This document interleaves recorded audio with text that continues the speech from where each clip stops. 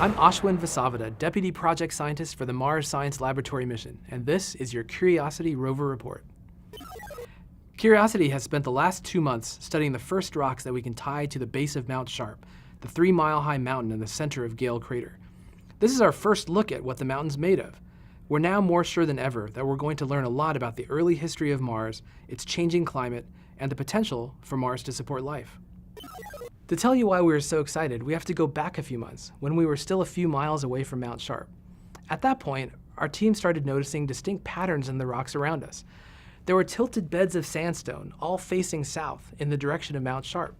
The geologists in our team concluded that these tilted beds of sandstone formed where streams empty into standing bodies of water like lakes.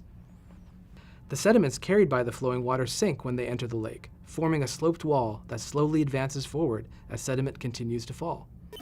In September of this year, Curiosity arrived at the rocks that form the base of Mount Sharp itself. What we found waiting for us was a new type of rock, one that forms when tiny particles of sediment slowly settle out within a lake, forming mud at the lake bottom. These mudstones are very finely layered, suggesting that the river and lake system was going through cycles of change. Our hypothesis is this: where now there is a mountain, there once was a lake.